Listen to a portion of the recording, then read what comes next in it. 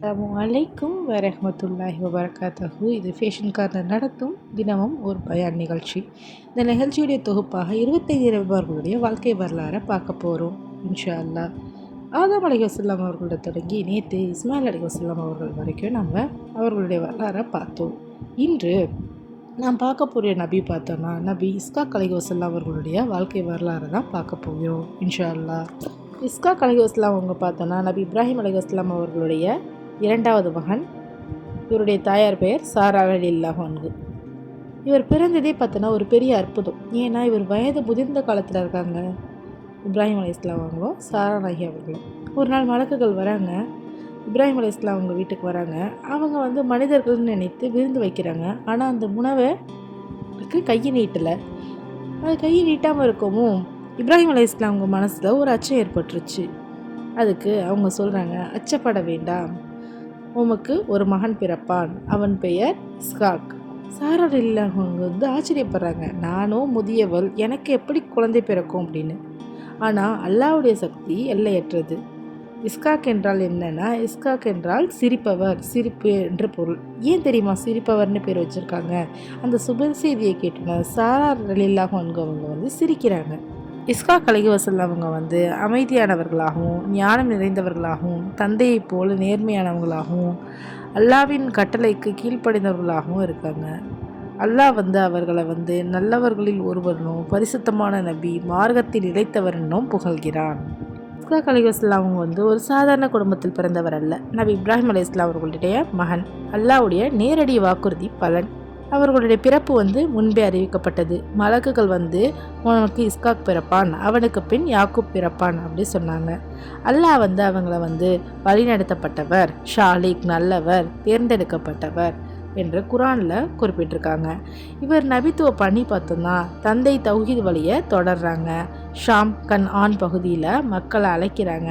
சிலை வழிபாட்டை எதிர்த்து நிற்கிறாங்க. மறுமை நம்பிக்கையை உறுதிப்படுத்துகிறாங்க. அவர் ஒரு போராட்ட நபி அல்ல, அவர் ஒரு நிலைத்தன்மையுடைய நபி. இஸ்காக் அலைஹிஸ்ஸலாம் அவங்க பார்த்தோன்னா தனது மாமன் மகளாகிய ரிபேக்கா ரலியல்லாஹு அன்ஹு அவர்களை மணந்தாங்க. இவர்களுக்கு 80 வருடங்களாக குழந்தை இல்லை. இவங்க குறை கூறவும் இல்லை, அல்லாஹ்வை சந்தேகிக்கவும் இல்லை, துவாவை விட்டுவிடவும் இல்லை. இது நமக்கு ஒரு மிகப்பெரிய பாடமாக இருக்குது. அல்லாஹ் அதன் பிறகு இவங்களுக்கு இரட்டை மகன்களை அழைக்கிறாங்க. அதில் ஒருவர் பேர் ஈசுவும் இன்னொருத்தவர் பேர் யாக்கூப் அலைஹிஸ்ஸலாம் அவங்களும் ஆவாங்க. இஸ்காக் அலைஹிஸ்ஸலாம் அவர்களுடைய வீடு எப்படி இருந்துச்சு தெரியுமா? தொழுகை நிறைந்த வீடாகவும் துவா நிறைந்த வீடாகவும் நபி உருவாகும் வீடாகவும் இருந்துச்சு. ஒரு நபியுடைய பெரிய சாதனை என்ன தெரியுமா? அவருடைய சந்ததியில் இருக்கிறவங்கள நபியாக உருவாக்குறது தான். இஸ்காக் அலைஹிஸ்ஸலாம் அவர்களுடைய வாழ்க்கையை பார்த்தோன்னா மிகப்பெரிய மகத்துவமாக இருக்குது. அவருடைய சந்ததியில் பெரிய பெரிய நபிமார்கள் வரிசைகள்லாம் உருவாகுது. யாக்கூப் அலைஹிஸ்ஸலாம் அவர்களுடைய 12 கோத்திரங்கள் பார்த்தோன்னா அதிலிருந்து தான் யூசுப் அலைஹிஸ்ஸலாம், மூசா அலைஹிஸ்ஸலாம், ஹாரூன் அலைஹிஸ்ஸலாம், தாவூத் அலைஹிஸ்ஸலாம், சுலைமான் அலைஹிஸ்ஸலாம், ஜகரியா அலைஹிஸ்ஸலாம், யஹ்யா அலைஹிஸ்ஸலாம், ஈசா அலைஹிஸ்ஸலாம். இஸ்காக் அலைஹிஸ்ஸலாம் ஒரு மனிதர் மட்டும் இல்லாமல் ஒரு நபி மரபியுடைய தந்தையாகவே காணப்பட்டாங்க. அல்லாஹ் கூறுகிறான், அவரையும் அவர்களுடைய சந்ததிகளையும் நாங்கள் தேர்ந்தெடுத்தோம். இஸ்காக் அலைஹிஸ்ஸலாம் தந்தை இப்ராஹிம் அலைஹிஸ்ஸலாம் அவங்களுடைய வழியை தொடர்றாங்க.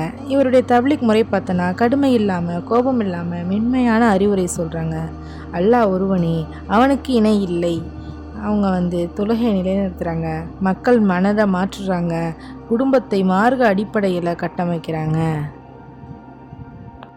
குரானில் அல்லாஹ் இஸ்காக் அலைஹிஸ்ஸலாம் அவங்கள பற்றி கூறுறாங்க.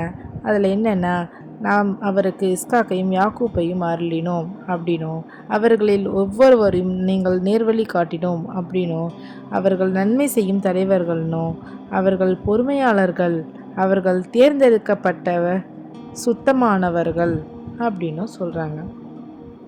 அல்லாஹ் அவங்கள இப்ராஹிம் அலைஹிஸ்ஸலாம் அவங்களுடன் குறிப்பிடுறாங்க, இல்லைனா யாக்கூப் அலைஹிஸ்ஸலாம் அவர்களுடைய குறிப்பிடுறாங்க. இதன் அர்த்தம் பார்த்தோன்னா அவர் ஒரு மரபின் இணைப்பு பாலம். அலைஹிஸ்ஸலாம் அவங்க பார்த்தோன்னா நீண்ட 180 வருடங்கள் வாழ்ந்தாங்க. அமைதியான மார்க்க சேவையை செஞ்சுட்டு வந்தாங்க. மகன் யாக்கூபிற்கு பொறுப்பை ஒப்படைச்சாங்க. அதன் பிறகு அவங்க இறந்து போனாங்க. ஒரு நபியுடைய வாழ்க்கை முடிந்தது. ஆனால் ஒரு பெரிய மரபு இங்கேருந்து தான் தொடங்குகிறது. இதுதான் இஸ்ஹாக் அலைஹிஸ்ஸலாம் அவர்களுடைய வாழ்க்கை வரலாறு. இன்ஷா அல்லாஹ் நபி யாக்கூப் அலைஹிஸ்ஸலாம் அவர்களுடைய வரலாறையும் பொறுமையுடைய பாடத்தையும் அடுத்த வீடியோவில் நான் உங்களுக்கு சந்திக்கிறேன். இன்ஷா அல்லாஹ். அஸ்ஸலாமு அலைக்கும் வரஹ்மத்துல்லாஹி வபரகாத்துஹு.